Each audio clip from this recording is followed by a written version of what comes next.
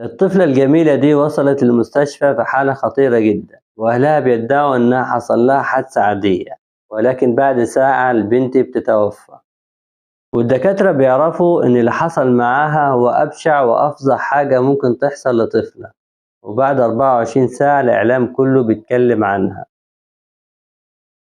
في إبريل 2021 في ليبيا وتحديدا في مدينة إجدابيا، كانت الطفلة رابحة عايشة مع أخواتها ووالدها وزوجة والدها.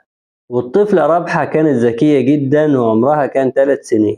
اتنقلت بالقوة هي وأخواتها لبيت والدها ومراته، وده بعد انفصال والدتها عن والدها. الأب خالد عبد الحميد قبل انفصاله عن والدة رابحة كان بينهم خلافات عنيفة، وكانت بتوصل للتعدي بالضرب. والدة رابحة كانت عايشة في جحيم، كانت بتتضرب وبتسكت عشان خاطر ولادها. وصلت لمرة فضل يضربها لحد لما كسر دراعها وعمل لها جرح في الأنف، وده خلاها تلجأ لوالدها. وقاموا بعمل محضر في خالد والد رابحة، وعملت تقرير طبي وطلبت الطلاق، وبالفعل انفصلوا عن بعض. كانت ساعتها الطفلة رابحة واخواتها مع الأم.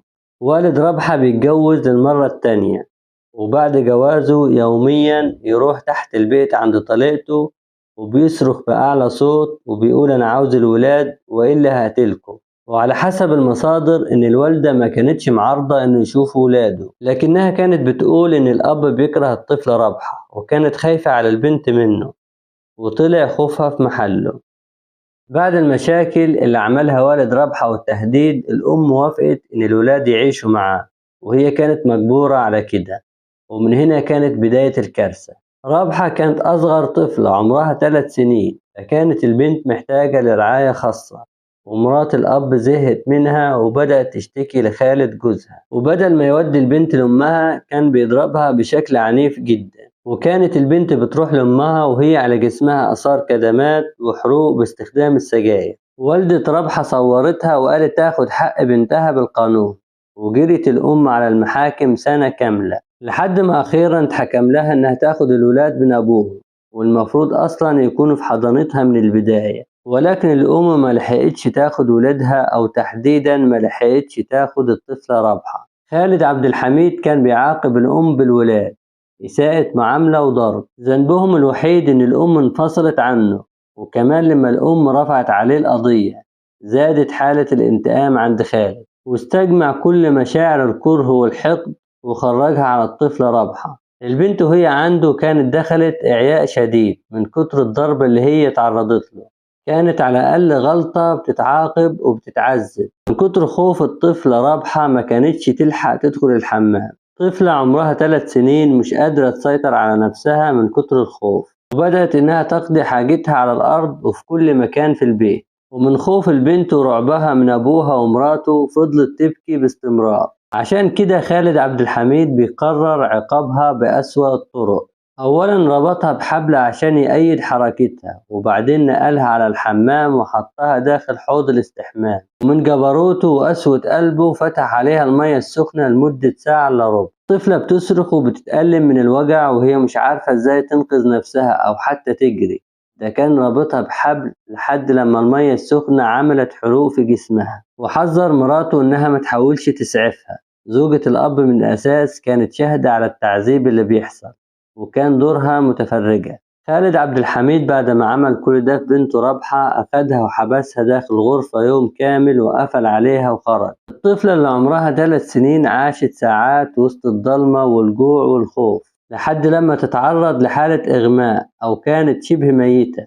ولما مرات أبوها فتحت عليها الباب لقيتها ما بتتحركش، فكلمت والد رابحة وقالت له إنها خايفة ومش عارفة تعمل إيه في البنت. وبعد مناقشة هما الاتنين يتفقوا على خطة. الأب هيبعت ابن عمه ياخد الطفلة رابحة على المستشفى، وهتروح معاها مرات الأب وهتقول في المستشفى إن البنت دخلت المطبخ وقعت عليها مية سخنة وهي بتلعب.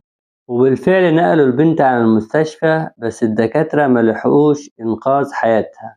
الطفلة رابحة ماتت متأثرة باللي حصل لها. الدكتور المختص شاف الكدمات وعلامات الضرب بالإضافة للحروق طبعا، فبلغ الشرطة بالاشتباه في جريمة قتل. أول حاجة عملتها الشرطة إرسال جثة البنت للطب الشرعي، وفي التقرير كان في مفاجأة جديدة، بس الأول خلينا نروح للتحقيق. لما تم استجواب زوجة الأب قالت إن البنت غفلتها ودخلت المطبخ وحصل لها اللي حصل، والشرطة كمان قامت باستجواب الأب خالد هو كمان، وكل واحد فيهم اتحقق معاه على انفراد، وكانت رواياتهم مختلفة. وهنا ضابط الشرطة شك إنهم اتخلصوا من الطفلة رابحة، هو كان مخمن إن مرات الأب هي اللي عذبت البنت، وعلشان كده البحث الجنائي بيستلم ملف القضية والتحقيق بياخد اتجاه تاني خالص. قدام البحث الجنائي خالد بيقول إن هو كان خارج البيت وقت ما حصلت الحادثة، وإن هو أب عمره ما يفكر يأذي بنته، ونسي إن هو اتعمل فيه قبل كده بلاغ بتعذيب الطفلة رابحة. ده غير إنه وصل للبحث الجنائي تقرير الطب الشرعي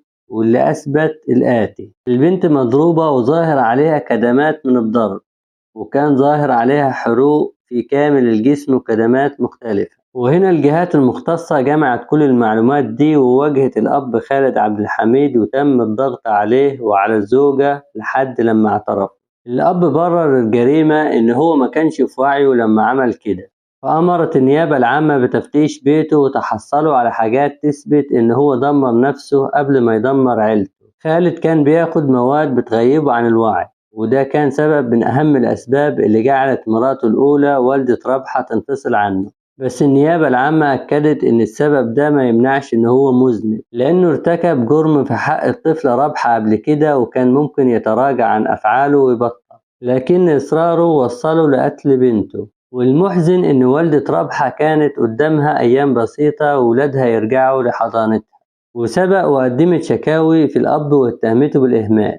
والمفاجأة إن هو كمان كان بيعمل شكاوي ويتهمها هي كمان بالإهمال. وفي النهاية خالد عبد الحميد وزوجته تحولوا للمحاكمة،